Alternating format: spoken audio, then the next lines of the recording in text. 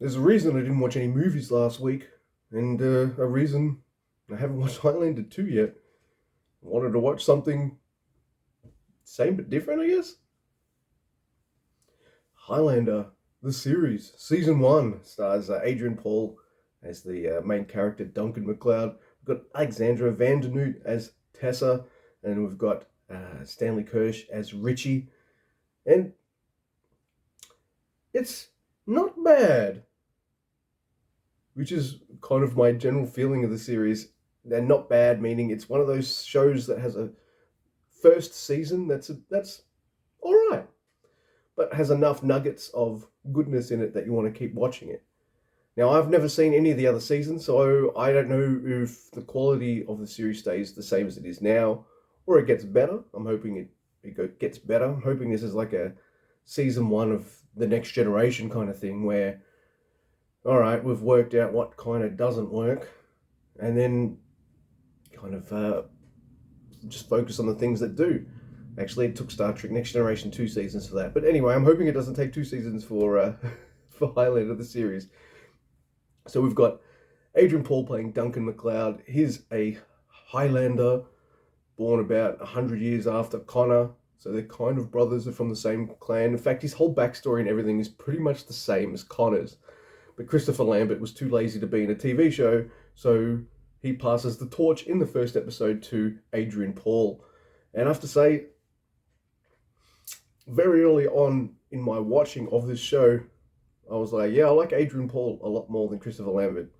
Especially since, like, if they go do flashbacks to his time in Scotland as a Highlander, he's got a Scottish accent. You know, and over the years, his accent's kind of different because he's been traveling so long and moving around so much. Whereas Christopher Lambert just sounded like kind of French the whole time. So there is that. Now, there's some things that the show does really well, and I want to focus on those first. And one of those things is just what it means to live forever. Some of the, and you've got your good immortals and your evil immortals. And we've got a thing called The Gathering, which is something that's mentioned in the first movie, where immortals are kind of drawn together and they fight because there can be only one. Each episode can sometimes feel like a immortal of the week, but what it really does well is it shows you from different sides, just kind of like the what it would mean to be immortal. So you've got Duncan, who's a good guy. He cares about human life and loss of life and things like that. So he's your hero of the show. But it also does a lot of things with him that's really interesting. So Adrian Paul's really good at, well, he's a young, at the time of the show, young, buff, handsome, strong looking dude. But he always managed to look old in his face, or wise when he needs to be wise, or all knowing when he needs to appear all knowing. And it's really, really fucking cool. And that's something that holds through with a lot of different immortals that you meet through the show. Some of them have lived for so long that they see humans only as playthings, or don't really give a shit if they live or die.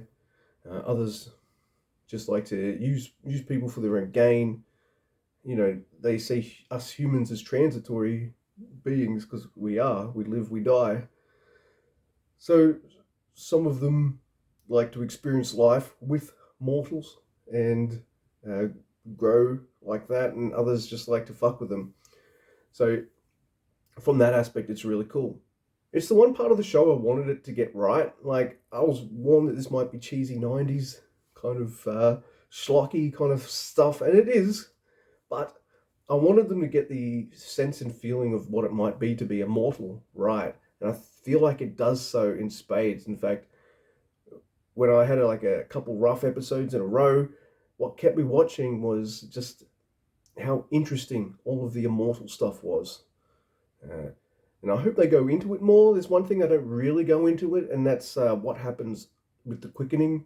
You know, the quickening, you chop their heads off, you feel the lightning, and then they go on with their lives. But apparently you're supposed to like absorb their essence of who they were and all their memories and things like that.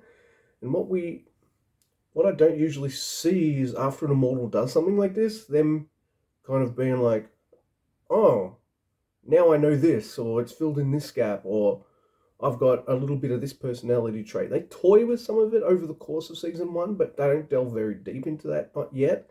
Hopefully, that's something they do in the future. And it's like the main hook for me for this show, the world of the immortals. What's it like to be immortal, and everything like that. This is one of the few shows I've ever watched where I don't mind the flashbacks because I like the fact that these guys have all and gals have lived long lives and kind of what happens to them in their lives, how they've met up over the centuries and things like that. I really find that fascinating. So there's a couple things that annoy me about this show as well. It's a TV 14. I don't know what kind of rating that is, but this is a show where beheadings are kind of common and you never see someone's head get chopped off. And I'm just like, it always cuts away, or if it cuts to the body, you see it at such an angle that you can't see that the head's gone. Like, come on, man. We know the head's getting chopped off. I think we can handle it. That's why we're watching Highlander. There can be only one. Cut away. There can be only one. Cut. They don't even show you a shadow of, like, and then the shadow and then the head falling off or something. No. They can't show you any gore. None. That's a little annoying. I don't expect this to be like a bloody mess of a show, but come on. I want to see someone's head get cut off. It can be only one. That's a small niggle. You can get over that. And another one is, yeah, it's got bad 90s acting, things like that. And it's one of those first seasons where it's a hodgepodge of quality. There's always little nuggets of things you might enjoy, but then you've got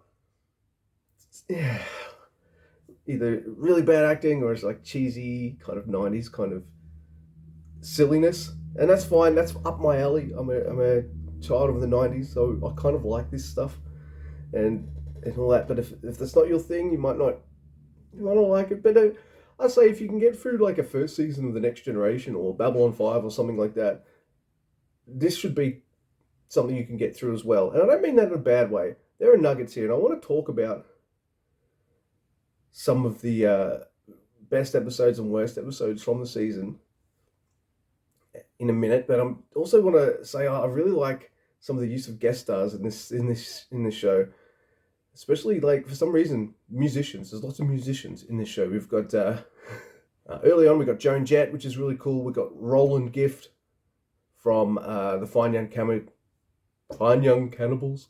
We've got Roger Daltrey from The Who, Dee Dee Bridgewater, who as well, she's a famous singer, and we've got the bassist from Spandau Ballet. There's probably lots that I'm missing. Theme tune's awesome, by the way. Princess of the Universe by Queen. One of my favourite Queen albums, A Kind of Magic, because it's one of the first albums I ever owned as a kid. I don't remember if it was a cassette or a record, but I own that album and I played the shit out of it, even though I hadn't really seen Highlander yet. So yeah, great music, interesting guest stars in that respect. Also some character actors or actors that I know do bigger things afterwards.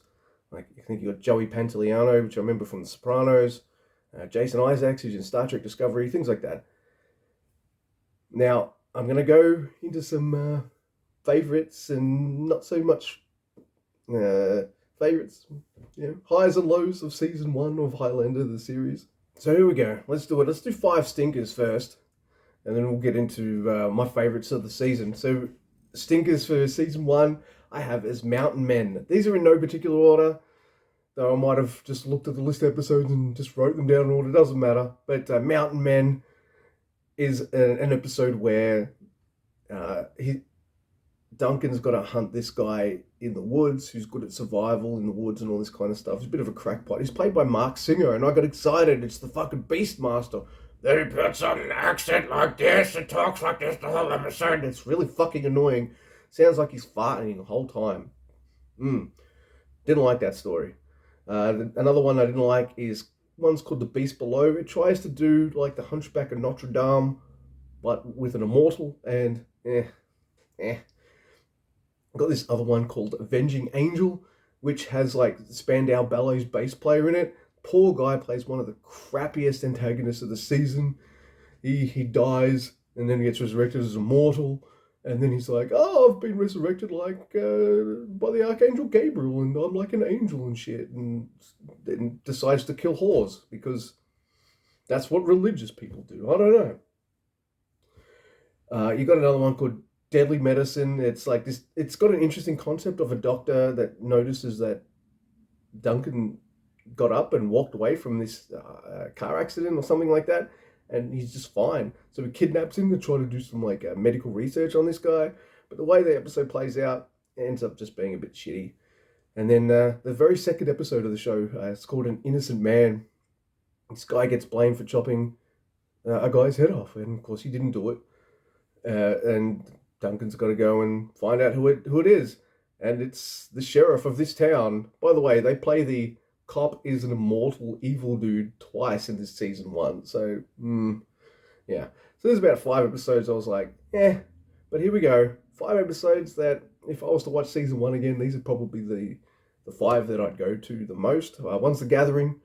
It sets things up pretty well, and Christopher Lambert does a good job in a return as Connor McLeod, passes the torch over to Duncan, and there you go. You've got Duncan McLeod, who's got pretty much the identical backstory to Connor in every way, except he's not as old, and Adrian Paul can be bothered doing a TV show, so there you go. Now, these ones I did write in order, so from first episode of the season down to the last. So the next one I have is, this one's really cheesy 90s kind of B-movie vibe, but I really liked it. It's called A Bad Day in Building A.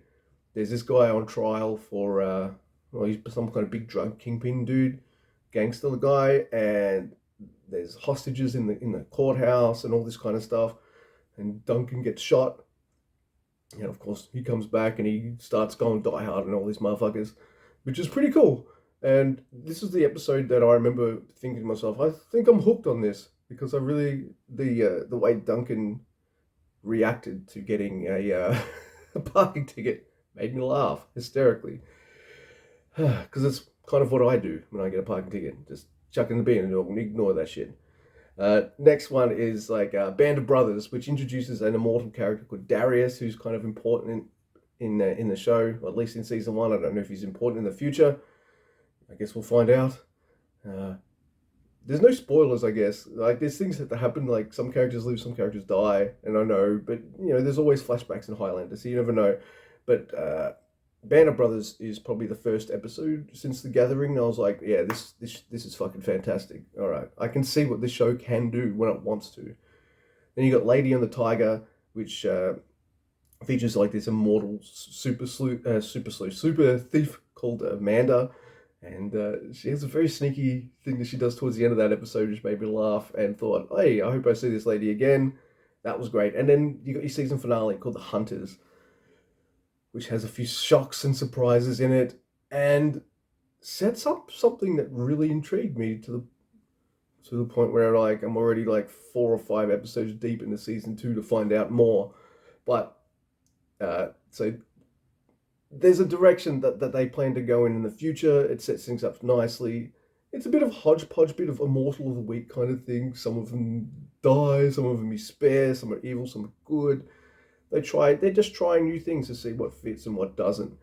Now, I'm not going to give it a high score, which might surprise people, because, look, it is a mixed bag. I can't lie, but it was a mixed bag I really enjoyed. I know this is a long, but it's 22 episodes.